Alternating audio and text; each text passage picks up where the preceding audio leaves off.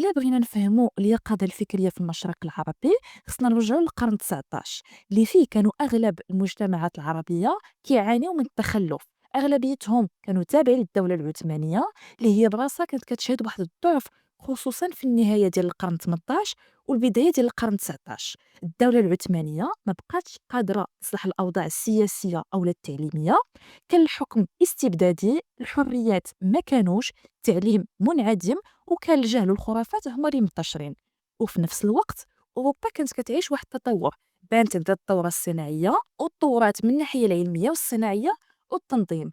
هادشي اللي خلى العقل العربي او المفكرين العرب يتسائلوا ويقولوا علاش اوروبا تطورات وحنا بقينا بلاصتنا. من بين العوامل اللي ساهموا في ظهور اليقظه الفكريه في المشرق العربي هو الاستعمار ديال فرنسا لدوله مصر، بحيث فين دخل نابليون بونابرت لدولة مصر جا معاه علماء مهندسين أطباء ودخلوا معاهم المطبعة. هنا بداو كينتشروا الكتوبة والجرائد، وهذا الشيء اللي خلق أول احتكاك مباشر بين العرب ونموذج الدولة الأوروبية الحديثة. الاستعمار الأوروبي لبزاف ديال المناطق العربية هو اللي خلى المفكرين يفكروا بالضرورة ديال الإصلاح.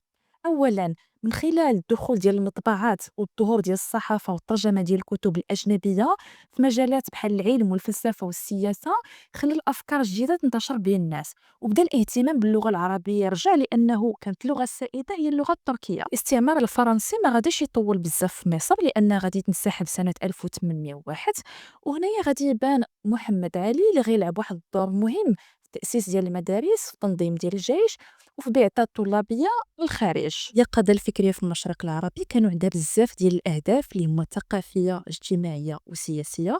من بين أهمها كان هو النشر ديال العلم، الإصلاح ديال التعليم، المحاربة ديال الجهل والخرافات، الإصلاح ديال الفهم ديال الدين، والمطالبة بالحرية والعدل ونبذ الاستبداد، وحتى الدعوة للتعليم ديال المرأة. من بين التيارات الفكرية اللي نتجوا على اليقظة الفكرية في المشرق العربي كنلقاو التيار السلفي اللي كيقول باللي الدول العربية خاصهم يرجعوا للإسلام الصحيح ديال السلف الصالح، خاصهم يحاربوا البدع والجهل ويفتحوا باب ديال الاجتهاد ويجمعوا بين الدين والعلم ويطالبوا بالحرية.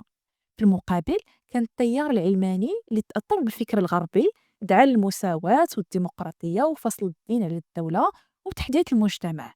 رغم الاختلاف ديال هاد التيارات هادو، ولكن كان بجوجهم عندهم نفس الهدف اللي هو التقدم ديال المجتمع العربي. القضايا الفكريه بالمشرق العربي كانت واحد النقطه ديال التحول مهمه بزاف في التاريخ ديال العرب، حيت خلات العقل العربي يفيق من التخلف، يفكر في الاصلاح والتقدم بحال الاوروبيين، وهذا الشيء نتج عليه واحد الوعي فكري وسياسي، وتنمى واحد الشعور اللي كيتسمى بالشعور القومي، من خلاله خرجوا واحد الحركات وطنيه طالبوا بالاستقلال. هذه اليقظه الفكريه هي الاساس ديال النهضه العربيه الحديثه.